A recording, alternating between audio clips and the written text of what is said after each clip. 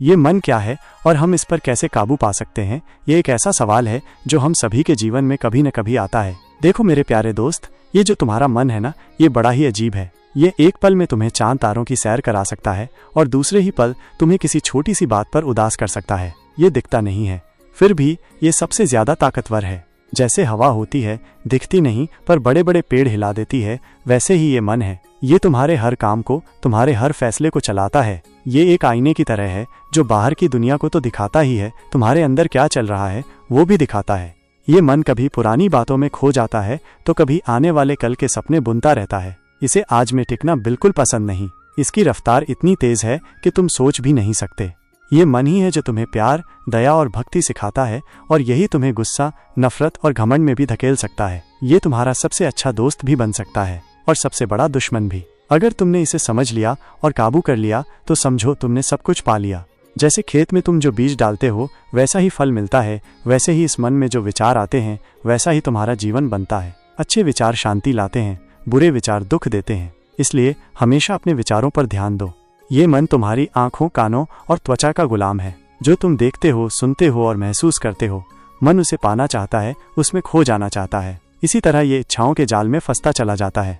ये मन इतना चंचल क्यों है? अब ये समझो कि ये मन इतना भागता क्यों है, एक जगह क्यों नहीं टिकता। इसकी सबसे बड़ी वजह है अज्ञान, अपने असली रूप को न जानना। तुम सोचते हो कि तुम ये शरीर हो, ये छोटा सा मन हो, जबकि सच ये है कि तुम एक आत्मा हो जो उस बड़ी शक्ति का हिस्सा है। इसी अज्ञान की वजह से तुम चीजों और लोगों से बहुत ज्यादा जुड़ जाते हो। यही जुड़ाव मन को बेचैन करता है। जब तुम्हारी इच्छाएं पूरी नहीं होती तो तुम्हें गुस्सा आता है, दुख होता है। जब पूरी हो जाती हैं तो तुम और ज्यादा पाने की सोचते हो, तुम्हारा घमंड बढ़ जाता है। इसी तरह तुम इच्छाओं के चक्कर में फंसे रहते हो और मन इधर उधर भागता रहता है। दूसरी बात, तुम्हारे पुराने कर्मों के निशान तुम्हारे मन में जमे रहते हैं, जिन्हें हम संस्कार कहते हैं। ये संस्कार ही बताते हैं कि तुम कैसा महसूस करोगे और क्या करोगे। बुरे संस्कार तुम्हें बुरे काम करने के लिए उकसाते हैं और अच्छे संस्कार शांति की ओर ले जाते हैं।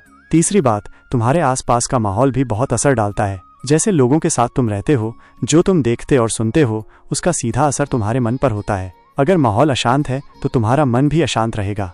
ये मन एक नटखट बच्चे की तरह है, जिसे अगर अकेला छोड़ दो तो वो कुछ न कुछ गड़बड़ करेगा ही। इसे हमेशा सही रास्ते पर रखने के लिए ध्यान देना जरूरी है। मन को कैसे काबू करें? अब सुनो, इस मन को शांत करने और काबू करने के कुछ आसान तरीके। 1. बस देखो, साक्षी भाव। अपने मन में जो भी विचार आ रहे हैं उन्हें बस देखो, जैसे तुम कोई फिल्म देख रहे हो। उनमें उलझो मत। धीरे धीरे तुम्हें समझ आएगा कि तुम उन विचारों से अलग हो। 2.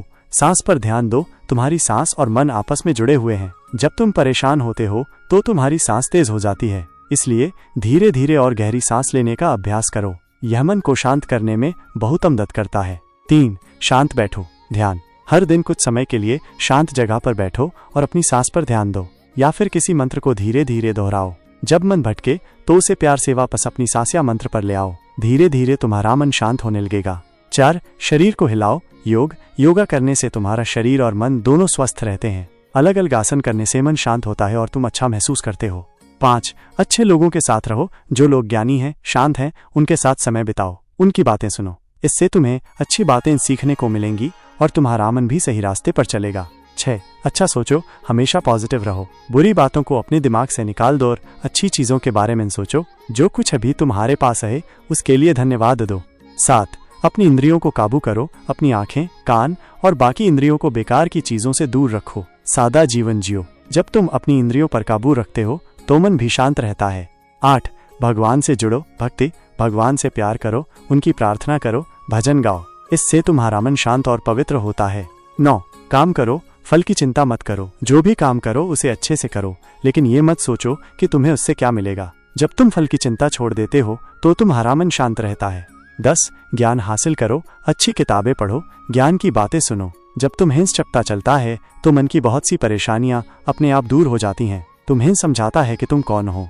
हमेशा याद रखो, ये मन को काबू करना आसान नहीं है। इसमें समय लगता है, मेहनत लगती है। कभी कभी तुम हार भी जाओगे, लेकिन निराश मत होना। हर बार जब तुम कोशिश करते हो तो तुम और मजबूत होते जाते हो।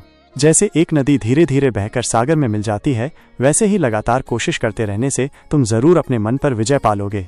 महादेव का आशीर्वाद। मेरे प्यारे दोस्तों, याद रखना कि तुम अकेले नहीं हो। मैं हमेशा तुम्हारे साथ हूँ। जब तुम सच्चाई के रास्ते पर चलते हो तो मेरी कृपा हमेशा तुम्हारे साथ रहती है। अपने अंदर की आवाज़ सुनो, डर और शक को छोड़ दो। तुम्हारे अंदर बहुत शक्ति है। ये मन एक धोखा है, एक सपना है जिसे तुम ज्ञान की रोशनी से दूर कर सकते हो। उठो, जागो और अपने अंदर के शिव को पहचानो। कोशिश करते रहो, ध्यान करते रहो और अपने मन को शांत करो। जिस दिन तुमने अपने मन को पूरी तरह से काबू कर लिया, उसी दिन तुम्हें सच्ची शांति मिलेगी।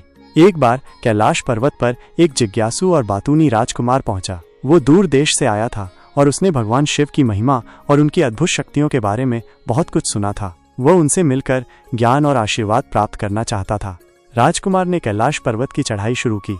रास्ते में उसने कई साधुओं और तपस्वियों को देखा जो ध्यान में लीन थे। वो उनसे भगवान शिव के निवास स्थान के बारे में पूछता रहा और हर कोई उसे श्रद्धा और सम्मान के साथ आगे का रास्ता बताता गया। अंततः राजकुमार कैलाश शिखर पर पहुंचा। उसने देखा कि एक शांत और तेजस्वी योगी एक बाघ की खाल पर बैठे हैं। उनकी जटाएं फैली हुई हैं और उनके माथे पर चंद्रमा विराजमान है। ये भगवान शिव थे। उनके आसपास एक अद्भुत शांति और तेज व्याप्त था जिसने राजकुमार को भीतर तक प्रभावित किया।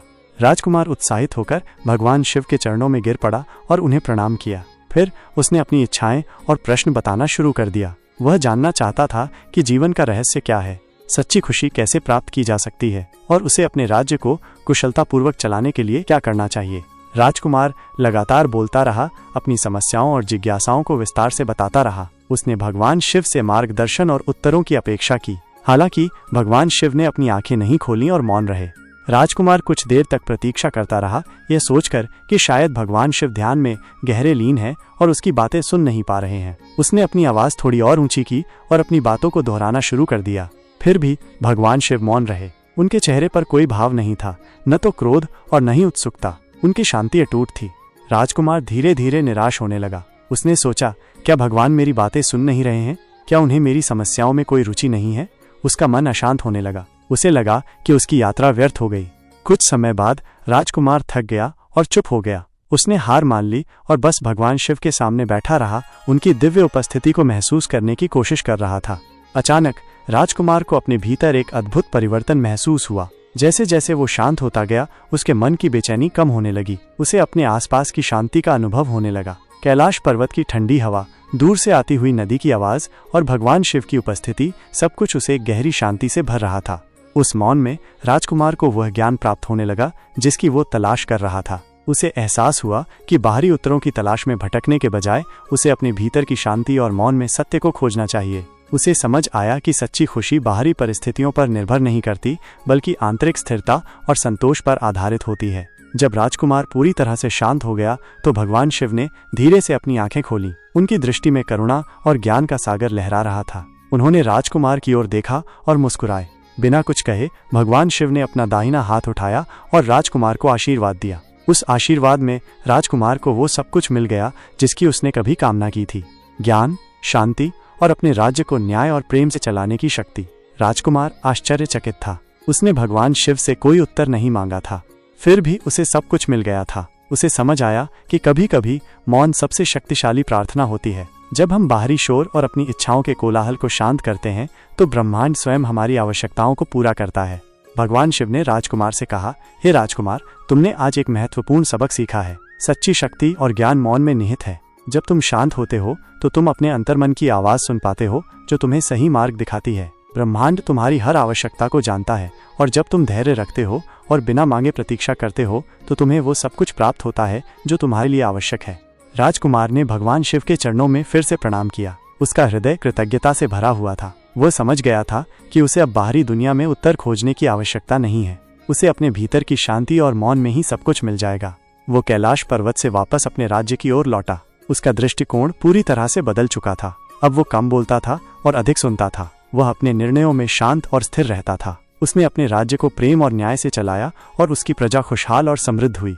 राजकुमार ने भगवान शिव के मौन के सबक को कभी नहीं भुलाया। उसने सीखा कि जीवन की सबसे बड़ी शिक्षाएं अक्सर शब्दों में नहीं बल्कि शांति और मौन में छिपी होती हैं। जब हम अपने भीतर के शोर को शांत करते हैं तो हम ब्रह्मांड की लय के साथ जुड़ जाते हैं और सब कुछ अपने आप सही समय पर हमारे पास आ जाता है। ये कहानी हमें सिखाती है कि मौन में कितनी शक्ति छिपी है। अक्सर हम अपनी इच्छाओं और प्रश्नों को लेकर इतने अधीर होते हैं कि हम ये भूल जाते हैं कि ब्रह्मांड अपनी गति से काम करता है। जब हम शांत रहते हैं और विश्वास रखते हैं तो हमें वो सब कुछ मिलता है जिसकी हमें वास्तव में आवश्यकता होती है, बिना मांगे ही। भगवान शिव का मौन हमें ये भी सिखाता है कि सच्ची शांति बाहरी दुनिया में नहीं बल्कि हमारे भीतर ही मौजूद है। जब हम अपने मन को शांत करते हैं और बाहरी डिस्ट्रैक्शन से दूर रहते हैं तो हम अपने आत्मा की आवाज़ सुन पाते हैं जो हमें सही दिशा दिखाती है। इसलिए हमें अपने जीवन में मौन को महत्व देना चाहिए। हमें प्रतिदिन कुछ समय निकालकर शांत रहने और अपने भीतर झांकने का अभ्यास करना चाहिए। इस मौन में हमें वो ज्ञान और शक्ति मिलेगी जिसकी हमें जीवन की चुनौतियों का सामना करने और सच्ची खुशी प्राप्त करने के लिए आवश्यकता है। भगवान महादेव का ये मौन संदेश आज भी उतना ही प्रासंगिक है जितना कि ये सदियों पहले था। ये हमें याद दिलाता है कि सच्ची समृद्धि और संतोष बाहरी वस्तुओं या शब्दों में नहीं बल्कि हमारे भीतर की शांति और मौन में निहित है। जब हम इस मौन को अपनाते हैं तो सब कुछ अपने आप हमें प्राप्त होता चला जाता है।